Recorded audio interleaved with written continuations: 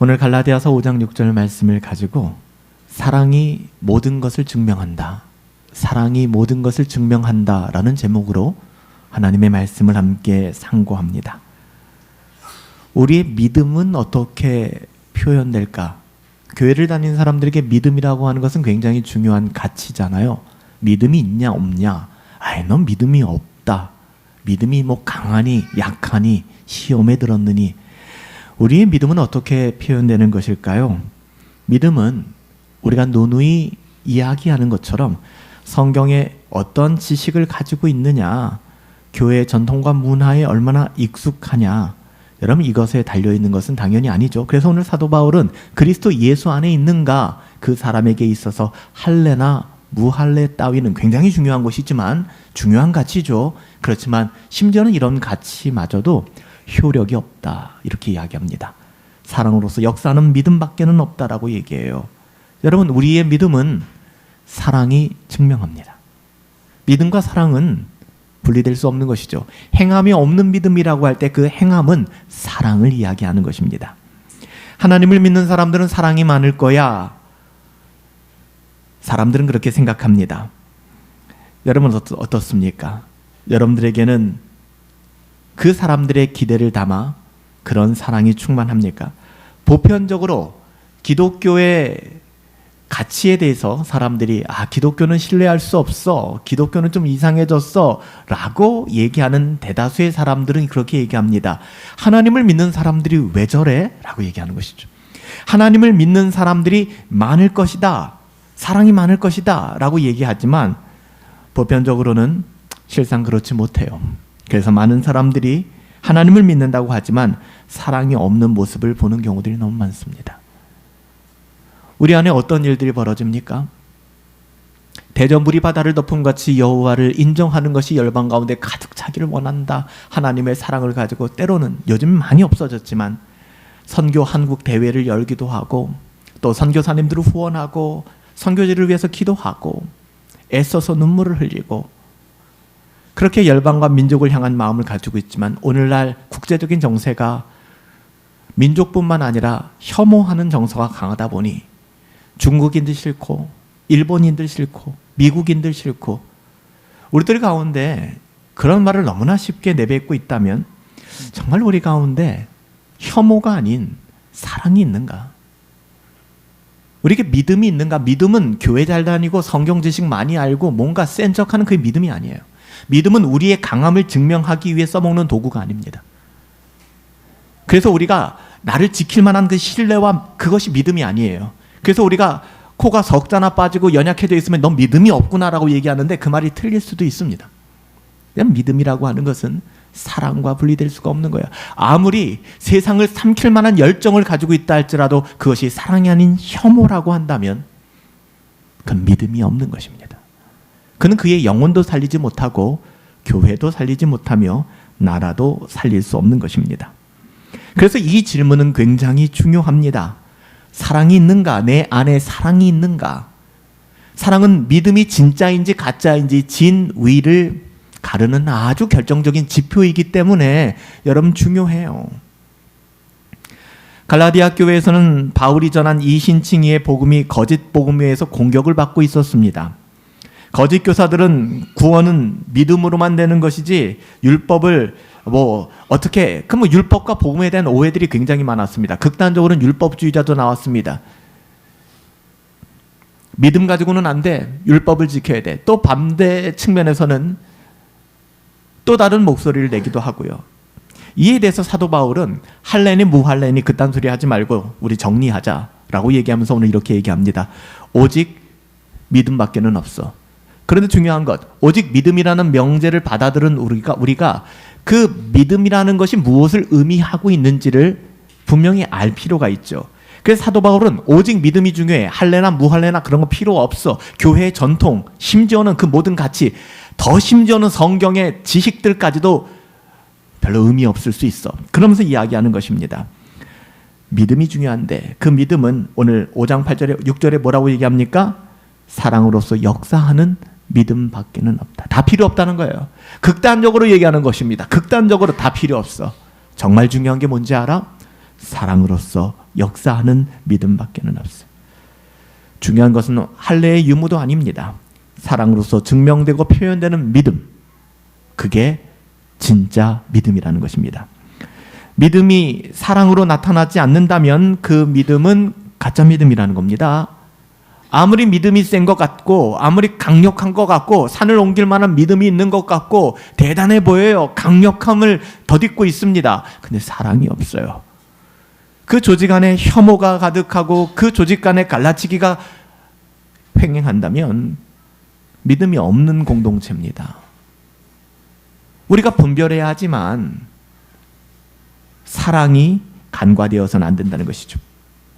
예수를 믿는다고 말하는 사람들이 많고 그 믿음이 대단해 보이는 사람들도 제법 있습니다. 그렇지만 사도 바울은 고린도 교회를 향하여 이렇게 얘기합니다. 그런 고린도 교회를 향하여 내가 예언하는 능력이 있고 심지어는 모든 비밀과 모든 지식을 알고 있고 심지어는 또 산을 옮길 만한 놀라운 기적과 같은 파워를 가지고 있다 할지라도 만약에 내게 사랑이 없다면 I am nothing. 나는 아무것도 아니다. 헛똑똑이라는 것이죠. 내가 예언하는 능력이 있어요. 미래의 일을 예언할 뿐만 아니라 성경도 그럴싸하게 설명합니다. 모든 비밀과 사람들이 모르는 그 무지에서 어둠에서 빛을 비추고 뭔가 끌어내는 능력이 있는 것 같아요. 지식이 충만합니다. 심지어는 아무도 할 수 없는 그것, 산을 옮길 만한 믿음이라 하는 그런 능력도 있어요. 근데 사랑이 없어요. 사랑 정도쯤이야가 아닙니다. 그 사랑이 없나요? I am nothing. 나는 아무것도 아니에요. 아무것도 아니라는 거예요. 믿음은 예언의 능력이나 영적 지식도 산을 옮길 만한 그 어떤 능력으로도 입증되는 게 아니라는 겁니다. 믿음은 그런 것이 아니라는 거예요. 믿음은 사랑입니다. 사랑이 증명합니다. 사랑이 없는 믿음은 그가 아무 의미 없습니다. 여러분 믿음이 있으세요? 목사님 저는 믿음이 있어요 라고 말할 때 저는 여러분들의 믿음을 증명할 수 있는 능력이 없습니다. 왜 그럴까요? 믿음은 보이지 않으니까.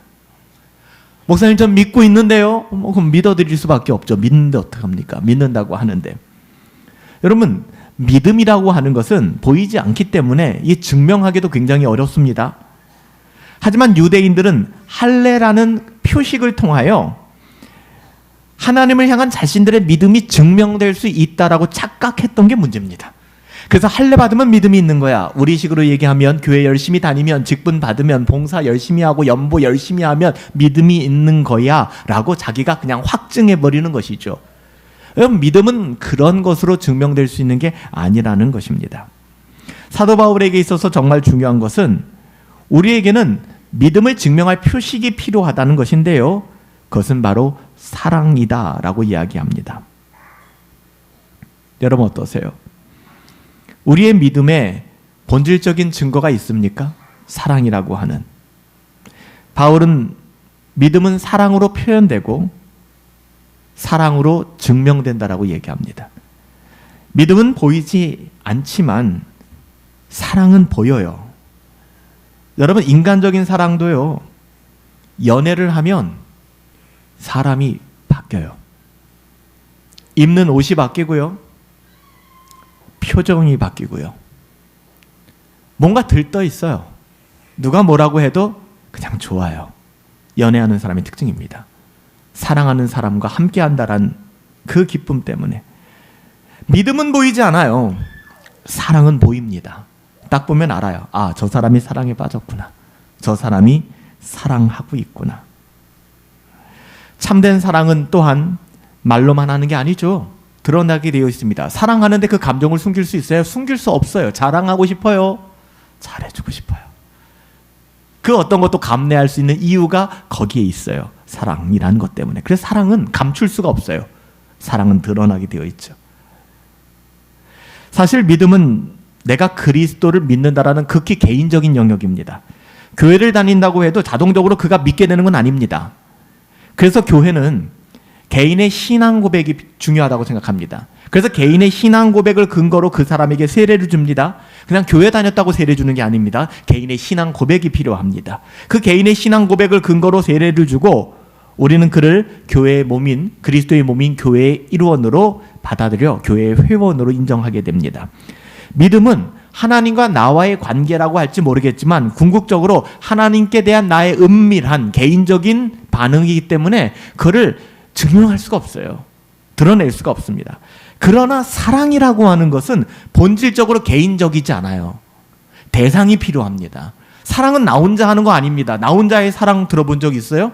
없어요. 사랑은 본질적으로 관계적이고 공동체적인 게 사랑입니다.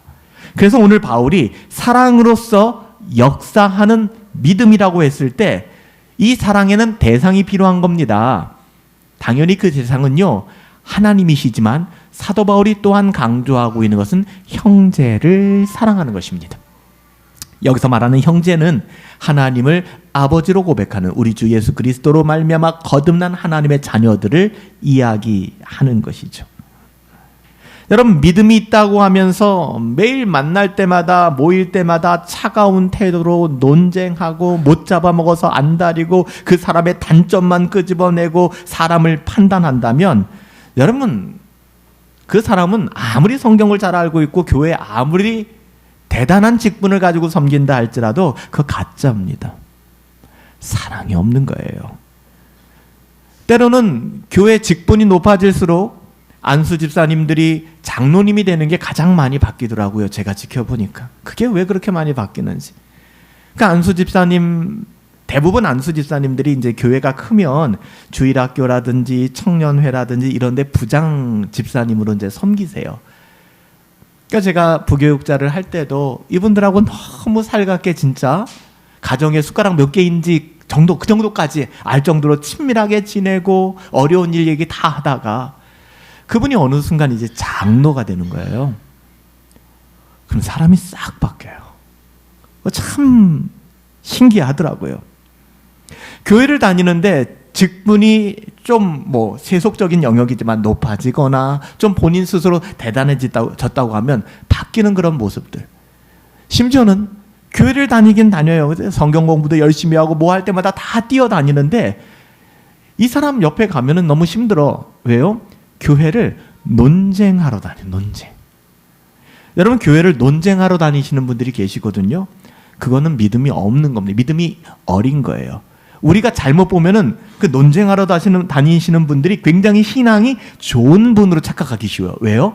많이 알고 있으니까 논쟁하는구나, 그 생각을 하는 겁니다. 아니에요. 대부분 이런 논쟁은 자기의 지식을 증명하려고 하는 사랑 없음입니다. 이기적인 마음들이 많아요. 오해하지 마세요. 진리가 중요하지 않아, 그거 별거 아니야 라고 얘기하는 거 아닙니다. 때로는 복음의 진리를 지키기 위하여 싸워야 할 때도 있습니다. 순교를 마다하지 말아야 될 때도 있습니다. 그러나 이 싸움의 현장에서조차 하나님의 자녀들이라면, 그리스도인들이라면 사랑이 있어야 된다는 사실을, 사랑을 잃어버려서는 안 된다는 사실을 기억해야 합니다. 주의 형제 야고보는 야고보서 2장 17절 18절에서 이렇게 설명합니다. 이와 같이 행함이 없는 믿음은 그 자체가 죽은 것이라. 혹은 가로되 너는 믿음이 있고 나는 행함이 있으니 행함이 없는 내 믿음을 내게 보여라. 나는 내 행함으로 내 믿음을 내게 보이리라. 여기서 행함은 사랑의 태도를 말하는 것입니다. 여기서 야고보가 말하는 행함은 단순합니다. 사랑이에요. 야고보서 2장 14절부터 16절에 보면 형제들아, 만일 사람이 믿음이 있다고 하는데 사랑하지 않아요. 맨날 싸우고 다투고 맨날 신란하고 그 사람 단점 끄집어내고 없으면 뒷담화하고, 그게 그 사람의 전공이야. 만일 지금 그 얘기를 하는 거예요. 만일 사람이 믿음이 있다고 하는데 그렇게 행동을 한다 그러면 그게 무슨 유익이 있겠느냐? 그 믿음이 능히 자기를 구원하겠느냐? 자기도 지옥 같은 인생을 살 겁니다. 만일 형제나 자매가 헐벗고 일용할 양식이 없어, 너무 힘들고 어렵게 살고 있는데 너희 중에 누구든지 그에게 난 네가 평안했으면 좋겠어, 하나님의 사랑이 당신의 삶 가운데, 하나님의 은혜가 우리들 가운데 손을 내밀어 축복하면서 좀 너가 따뜻했으면 좋겠어, 네가 행복했으면 좋겠어, 네가 배불렀으면 좋겠어, 정작 그렇게 말하면서 그 사람의 필요를 채워주지 않고 그 몸에 쓸 것을 주지 아니하면 그 무슨 유익이 있겠느냐. 그 가짜다라고 얘기하는 거예요. 분석은 잘하죠. 그 사람의 필요가 무엇인지, 그 사람이 어떻게 하면 좋을지 분석은 예리하게 잘합니다. 그리고 그 사람이 그런 결정을 하지 못해서 어려워지면 왜 그랬는지도 잘 이야기합니다. 근데 정작 그 사람의 마음을 공감해주고 그 사람에게 사랑의 손길을 내미는 데는 너무나 인색해지는 것이죠. 믿음이 없다. 100번 양보하면 믿음이 연약하다. 사랑으로서 역사하는 믿음인데 말과 혀로만 그거 가짜야 라고 이야기하는 것이죠. 이런 실제적인 사랑의 행위, 자신의 신앙을 표현하고 신앙을 입증하는 것은 여기에 달려 있습니다. 여러분, 믿음은 개인적이에요. 그는 하나님 앞에 가서 여러분 진짜인지 가짜인지 판명받으세요. 하지만 여기서 우리가 확인할 수 있는 유일한, 우리의 믿음이 진짜인가 가짜인가를 판단할 수 있는 절대적인 진위를 가를 수 있는 바로미터가 있다면 사랑입니다. 나는 정말 사랑하는가? 사도 요한은 이렇게 얘기합니다. 요한일서 4장 20절이죠. 누구든지 하나님을 사랑한다라고 말은 하는데 그 형제를 미워해요. 그 형제를 사랑하지 않는다는 것입니다. 미워하는 적극적인 행위만을 이야기하는 것이 아니라 사랑하지 않는다면 이는 거짓말하는 자니, 그 형제를 사랑하지 아니하는 자는 보이는 형제를 사랑하지 못하는데 보이지 않는 하나님을 어떻게 사랑할 수 있겠느냐 반박하는 거예요. 내 안에 사랑이 있는지를 확인해 보아라.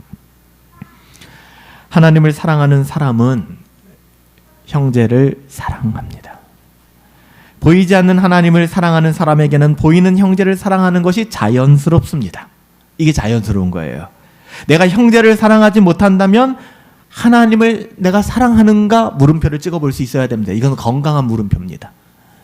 그런데 내가 형제를 향한 사랑이 1도 없는데 나는 하나님을 사랑하고 있다. 이 막연한 기대감이죠. 여러분, 보이지 않는 하나님을 사랑한다면 보이는 형제를 사랑할 수 있습니다. 그런데 어떻게 우리가 하나님을 사랑한다라고 얘기하면서 보이는 형제조차 사랑하지 못합니까? 불가능하다는 거예요. 그건 말장난, 언어도단이라는 것이죠. 그래서 신앙감정론에서 조나단 에드워즈도 하나님을 사랑하는 감정, religious affections라고 하는 holy affection, 거듭난 하나님의 마음, 하나님의 자녀들의 마음, 그 신앙 감정론에 대해서 그냥 단순한 감정을 얘기하는 것이 아닙니다. 하나님의 자녀의 변화된 그 거듭남에 대해 이야기하면서 가장 중요한 핵심은 하나님을 사랑하기에 내 형제를 사랑하는 것입니다. 사랑을 이야기합니다. 구원의 확신, 그거 별로 중요하지 않다고 얘기합니다. 구원의 확신이 무의미하다는 게 아닙니다. 굉장히 중요한 것입니다. 할례, 무할례 굉장히 중요한 것입니다. 세례 굉장히 중요합니다. 하지만 오늘 본문에서 뭐라고 얘기합니까? 할례나 무할례나 그거 별로 중요한 거 아니야. 세례 받고 세례 안 받고 그것도 별로 중요한 거 아니야. 가장 중요함을 설명하기 위하여 차포 다 떼버리는 것입니다. 본질을 얘기하는 거예요. 사랑으로서 역사하는 믿음밖에 없다. 세례 못 받으면 구원 못 받습니까? 구원 받아요. 구원의 확신 없다고 구원 못 받습니까? 구원 받아요. 사랑으로서 역사하는 믿음이 없다면 그는 구원받았다라 이야기할 수가 없습니다. 이 본질에 대해서 이야기하는 것이죠. 예수님도 이렇게 말씀하셨어요. 내가 너희에게 새로운 계명을 줄게. 계명을 업그레이드 시키는데 없던 문구를 넣는 것이 아닙니다. 우리가 읽는 신명기에서 말씀이나 구약의 말씀들을 우리가 오해하고 곡해했기 때문에 예수님이 야야야 그거 아니야. 그렇게 이해하면 안 돼. 와 진짜 어떻게 그걸 그렇게 오해할 수 있니? 라고 말씀하시는 거예요. 그런 의미에서 새 계명을 너희에게 주노니 서로 사랑하라. 오늘 읽은 우리 신명기서 말씀이 여러분 하나님의 사랑을 담고 있어요. 미움과 절망을 노래하지 않습니다. 새로운 계명을 너희에게 주노니 서로 사랑하라. 내가 너희를 사랑하지 않았니? 그 사랑으로 너희가 서로 사랑해. 여기서 중요한 건 뭐예요? 그 사랑으로. 너희는 사랑할 능력도 없다. 사랑할 실력도 없고 사랑할 자질도 없다. 예, 우리는 그럴 능력이 없어요. 하나님이 우리를 사랑하신 그 사랑으로 우리가 사랑하라고 얘기하는, 서로 사랑하라. 서로 사랑하면 세상은 우리가 하나님의 사람이다, 예수님의 제자인 것을 알게 될 것이다 라고 말씀해 주셨습니다. 형제 사랑을 이야기하는 것이죠. 교회가 바로 형식적이지 않게 이 자리에 앉아있는 여러분들이 서로를 사랑할 수 있는 그 마음들이 어디서 오냔 말입니까? 나의 인격이 아니에요. 하나님의 사랑으로부터 찾아오는 것입니다.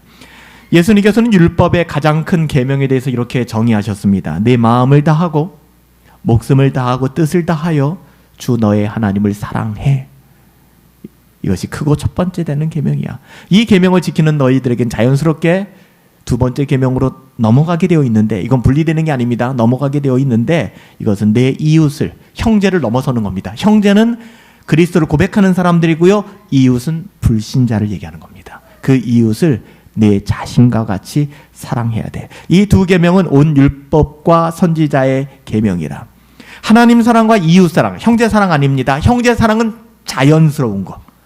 즉 우리가 거듭난 하나님의 자녀라면, 마치 우리가 축구 경기장에 가서 축구를 할 때, 예를 들면 한일전을 한다 그러면 대한민국 사람들은 어떤 정치색을 가지고 있던, 어떤 지역색을 가지고 있던 상관없이 대한민국을 외칩니다. 왜요? 우리 편이라고 생각하니까. 그와 비슷할 것도 같아요. 거듭난 하나님의 자녀들은 같은 하나님의 자녀들, 형제들을 사랑할 수밖에 없습니다. 이건 자연스러운 겁니다. 이웃사랑은 조금 달라요. 이웃사랑은 자연스럽게 되는 것이 아닙니다. 그래서 이웃사랑은 예수님이 명령을 하셨어요. 너희가 내 이웃을 내 몸과 같이 사랑하라. 이건 너희들에게 해야 되는 명령이다. 너희 자신을 지킬 수 있는, 너희 영혼을 지킬 수 있는. 여러분, 하나님을 사랑하는 사람은 하나님께서 자기 인생을 책임져 주실 것을 알까요, 모를까요? 여러분 어떻게 생각하십니까? 여러분, 하나님이 여러분의 인생을 책임져 주신다고 믿으시나요? 정말 믿으시나요? 믿으시는 분들 복된 것이죠. 하나님을 사랑하는 사람은 하나님이 자기의 인생을 책임져 주실 것. 오늘 우리가 하나님의 부르심 곡을 붙여서 노래했잖아요.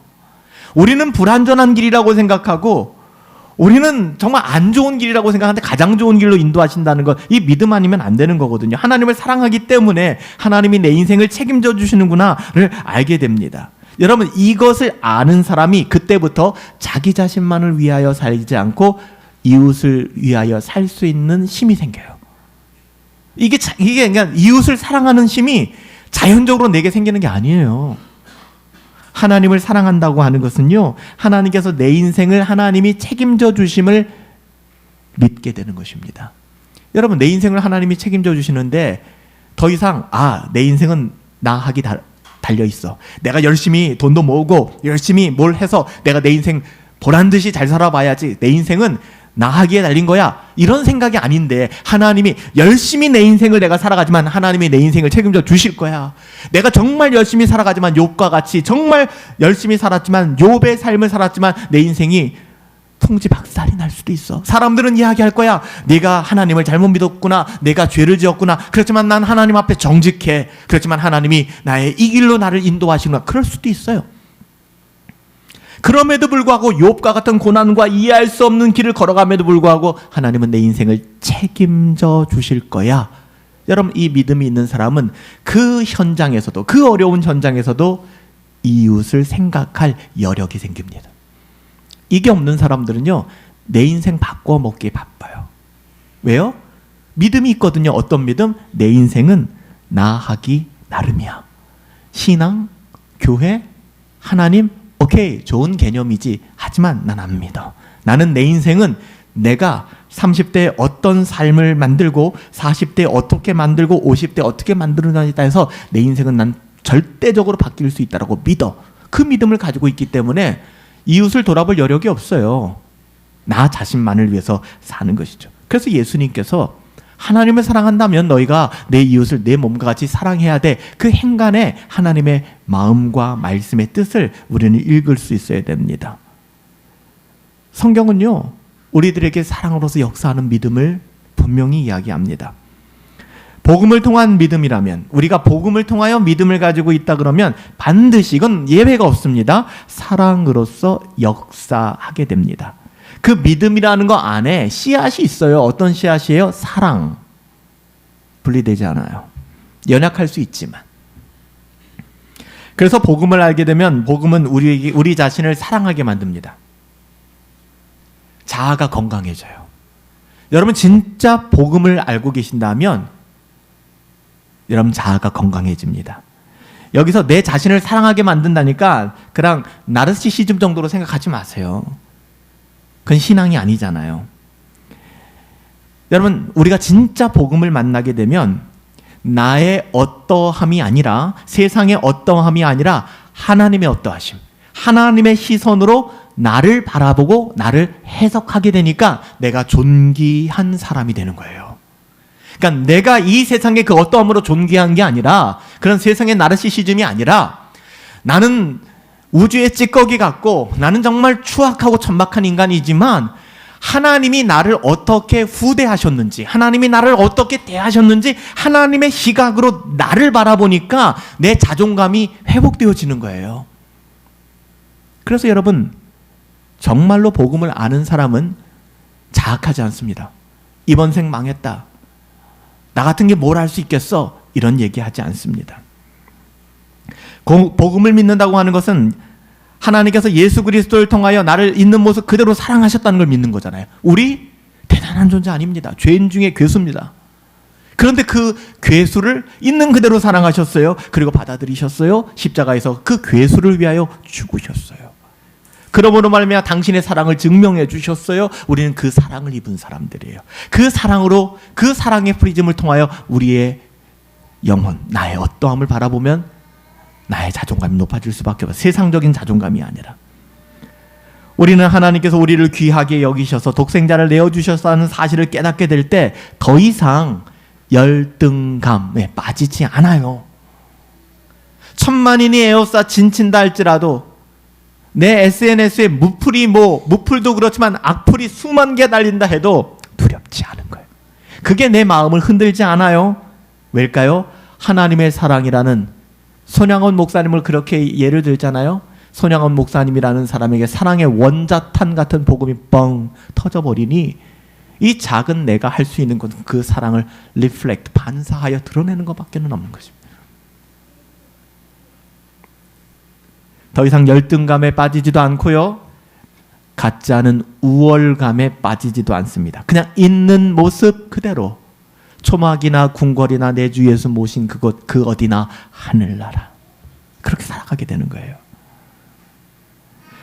이렇게 우리가 하나님의 사랑을 경험하게 될 때, 그것을 받아들이게 될 때 그 사랑이 형제 사랑으로 자연스럽게 흘러가고 이웃 사랑으로 확장되게 되는 것이 복음의 확장이죠. 하나님이 조건 없이 나를 사랑하셨다라는, 그래서 나도 형제를 사랑할 수 있게 되는 거예요. 이 복음은 결국 형제, 교회를 넘어 불신자, 이웃, 그리고 열방까지 선교의 영역으로 확장되는 것입니다. 처음이 중요합니다. 처음이 없는데 어떻게 선교가 되겠습니까? 처음이 없는데 어떻게 이웃사랑이 되겠어요? 처음으로 돌아오세요. 나와 하나님과의 관계, 내 안에 사랑으로 역사하는 믿음이 있는가? 오직 복음을 믿음으로서만 가능해지는 것이 사랑으로서 역사하는 믿음입니다. 왜냐하면 하나님께서는 그리스도 안에서 우리에게 모든 것을 이루어 주셨기 때문에. 여러분 믿으시죠? 예수 그리스도 안에서 모든 것을 이루어 주셨어요. 아주 옛날 얘기지만 지금도 하나 모르겠어요. 제가 대학생 때 CCC 수련회를 가니까 대학생들이 뭐 수천 명, 수만 명 모여서 이제 며칠 동안 정말 힘든 환경 속에서 수련회를 하는 거였어요. 백문백답인가? 그런 백문일답인가라는 시간이 있어요. 그 목사님이 한번 딱 올라오셔서 뭐 그렇게 외치는 것이죠. 여러분 이 캠퍼스의 주인은 누구십니까? 그러면 대답이 똑같아요. 예수 그리스도. 여러분의 가정의 주인은 누구십니까? 예수 그리스도. 여러분의 직장의 주인은 누구십니까? 예수 그리스도. 아주 구체적인 그 질문은 다 바뀔 수 있어요. 여러분이 고민하는 문제를 이야기하면 그 문제의 답은 무엇입니까? 예수 그리스도. 굉장히 직관 있는 예수 그리스도. 이것이 마치 예수 천당 불신지옥 그렇게 오해할 수도 있겠지만 궁극적으로는 여러분 우리의 삶의 모든 영역이 예수 그리스도의 은혜의 복음 안에서 해석되어야 되는 것은 너무나도 당연한 것 아니겠습니까? 하나님께 대한 이런 신뢰와 믿음으로부터 하나님께서 우리를 위하여 해주실 것에 대한 기대, 그리고 해주신 것에 대한 감사, 여러분 이것이 우리 가운데 충만한데 어떻게 우리가 이웃을 향한 사랑이 흘러나오지 않을 수 있겠습니까? 만약 그것이 우리 가운데 조금 부족하다면 문제가 있는 거예요. 저희 집에 이제 겨울에 이제 세탁기를 돌려야 되잖아요. 근데 이사 온 뒤에 이제 지난 겨울에는 안 그랬던 건데 세탁기를 돌리는데 세탁기가 돌아가다가 멈췄어요. 이상한 뭐 에러 코드가 나는 거예요. 그래서 아무리 봐도 세탁기가 돌아가다가 작동을 안 하는 거예요. 그래서 전화도 해보고 뭐 이제 인터넷도 찾아보고 하니까 이렇게 하라는 게 있더라고요. 그래서 밑에 배수구가 있더라고요. 그 배수구를 열고 돌려서 빼고, 원래 거기에 머리카락이나 이런 게 많이 이렇게 있으면, 이물질이 있으면 이제 물이 이제 흘러가지 않는다 그러는데 겨울에는 거기가 어는 거예요. 그래서 드라이기로 그걸 녹여주라는 거예요. 녹이니까 거짓말처럼 다시 세탁기가 돌아갑니다. 여러분, 돌아보라는 거예요. 세탁기가 작동을 멈춘 것처럼 내 안에 사랑이 작동하지 않는다. 내 안에 미움과 증오와 혐오가 보편화된 이 시대에 나를 격발시켜 나도 더 큰 혐오와 증오와 미움과 이것이 충만하다 그러면 여러분, 고장난 거예요. 고장. 우리가 가짜니 진짜니 이런 얘기보다는 고장난 겁니다. 그럼 어떻게 해야 돼요? 두들긴다고 되는 거 아닙니다. 우리가 뭐 TV나 전자제품 두들기면 뭐 다시, 아니에요. 이 사용 설명서를 보고 듣고, 그러니까 성경을 읽는 거죠. 우리는 인간의 본질이 뭐가 어디서 잘못됐는가, 여러분 그 잘못된 거를 해결하면 됩니다.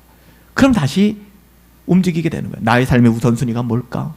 난 무엇으로 살아가고 있는가? 여러 가지를 점검하다 보면 내 안에 사랑으로서 역사하는 믿음이 왜 약화되었는지, 왜 내 삶이 이렇게 되었는지. 나는 믿음이 있다고 하고 누가 봐도 나는 교회 다니는 사람이고 우리 교회 사람들 나 참 믿음 있는 사람이라고 생각하는데 난 그런 말이 부끄러워. 나는 왜 이럴까? 내 안에 사랑으로서 역사하는 믿음이 있는가를 돌아보라고 오늘 사도 바울이 이야기하는 것입니다. 여러분, 사랑이요 제일 중요합니다. 믿음, 소망, 사랑, 이 세 가지는 항상 있을 것인데 그 중에 제일은 사랑이라. 이건 믿음, 소망이 필요 없다는 이야기가 아니라 아무리 대단한 믿음이 있어 보여도, 아무리 대단한 소망이 있어 보여도 사랑이 없다면 그거 가짜라고 얘기하는 거예요. 사랑은 모든 것을 움직이는 시작점이 됩니다. 근거가 되는 것입니다. 우리의 믿음은 사랑으로서 표현될 때 이거 진짜구나, 진짜 사랑이구나, 진짜 믿음이구나 라는 것이 입증됩니다. 저도 그래요. 성도님들을 뵐 때 이분이 정말 믿음이 있는가 하는 것은 성경 지식 잘 알고 뭔가 얘기하면 술술 뭔가를 이야기하고 이거 아니에요. 리더십이 있어서 사람들을 통솔하고, 그게 아니라 사랑이 있는가. 교회를 위하여 함께 정말 울어줄 수 있는, 이 말씀도 너무 교회들마다 오용을 하는 것 같아요. 함께 웃는다 하니까. 여러분, 우리 교회를 위하여 함께 울어보신 적 있나요? 이거 감성적으로 빠지지 마시고요. 교회라고 하는 것은 물론 조직과 우리가 모인 어떤 그런 형식적인 부분들도 있지만 한 사람 한 사람의 삶을 돌아보시면서 여러분 울어보신 적 있으십니까? 운다는 게 억지로 되는 건 아니잖아요. 내 안에 그런 눈물이 마르기 시작했다고 하면 사랑으로서 역사하는 믿음의 통로가 뭔가 문제가 생긴 것입니다. 하나님을 사랑하고 형제를 사랑하는 삶, 그리고 우리는 하나님을 사랑하기 때문에 이웃을 사랑할 수 있는 힘을 얻은 사람들. 예수님은 우리에게 그런 삶의 모범을 보여주셨죠. 우리가 예수님을 믿는다면 예수님 내 안에 계시니 그 예수님으로 인하여 예수님처럼 사랑해야 합니다. 사랑은 선택이 아니라 참된 믿음을 가진 하나님의 자녀들에게 나오는 증거입니다. 여러분 어떠세요? 여러분의 삶이 배려와 섬김의 사랑이 있게 되길 바라요. 서로를 이해해 주려고 노력하세요. 존중해 주세요. 배려하는 태도를 가지세요. 예수님께서 이를 위하여 제자들의 발을 씻겨 주셨잖아요. 선생 대신 당신이 어떻게 천박한 우리 제자들의 발을 씻겨줍니까? 가장 더러운 치부를 씻겨줍니까? 근데 예수님께서는 내가 너희의 발을 씻겨주지 아니하면, 그리고 너희가 서로의 발을 씻겨주지 않으면 너희는 나와 아무 상관이 없다고 하셨습니다. 발을 씻겨줄 만한 대상을 찾는 것이 아니라 이 사람은 발을 씻겨줄 자격도 없어요. 그리고 발을 씻겨주고 싶은 마음도 없어요. 근데 그의 발을 씻겨주라는 것입니다. 우리는 너무 힘들어서 툴툴거리고 있는데 예수님 찾아와서 하시는 말씀이 내가 너의 발을 씻겨줬잖니 라고 말하는 거예요. 그래서 모든 게 깨져버리는 것이죠. 여러분, 말과 행동이 사랑이 담겨 있어야 됩니다. 사랑은 오래 참고, 사랑은 친절하며. 여러분, 마음은 이런데 내가 좀 그래. 여러분, 이것도 되게 이기적인 겁니다. 마음이 그러세요? 그럼 말과 행동에 있어서도 짜증내지 마시고 인내심을 가지고 친절과 사랑으로 서로를 대해 주십시오. 용서와 화해의 사랑은 절대적입니다. 골로새서 3장 13절에 서로 인내하고 피차 이치하되 서로 용서하되. 이런 용서는 선택이 아닙니다. 다툼이 있을 때 복음을 기억하세요. 내가 용서받은 자이구나. 먼저 용서하는 태도를 갖는 것이 그 사람을 자유케 하는 것입니다. 용서하지 못하면은 분노에 사로잡혀 결국에 그 영혼이 질식당합니다. 우리의 모든 관계권 가운데서, 심지어 교회 안에서도 내가 그 사람은 용서할 수 없어, 그 사람은 내가 증오할 수밖에 없어 한다면 우리의 사랑 회로가, 믿음의 회로가 망가진 거예요. 하나님이 문제가 있는 게 아니에요. 복음이 문제가 있는 게 아니에요. 내가 문제가 있는 거예요. 그 통로가 막혀버린 것이죠. 관계 속에서 겸손하게 행동하세요. 갈등이 있을 때 주님 의지하시고 먼저 다가가세요. 한마디라도 은혜롭게 하세요. 여러분, 사랑이라고 하는 것은 단순한 감정이 아닙니다. 행동으로 나타나야 됩니다. 믿음의 열매입니다. 예수님께서 우리를 위하여 보여주신 그 사랑도 실제적인 사랑이었고 십자가에서 보여주셔 확증해 주셨습니다. 가정과 직장 그리고 모든 인간관계 속에서 우리가 사랑을 실천할 때 우리의 믿음이 진짜 백이구나, 참이구나, 사랑으로 역사하는 믿음이 내 안에 있구나 입증하게 될 것입니다. 요한일서 4장 19절 우리가 사랑함은 그가 먼저 우리를 사랑하셨음이라. 할렐루야. 그 사랑으로 사랑할 수 있게 되기를, 그런 우리 믿음의 공동체 되기를 예수님의 이름으로 축복합니다.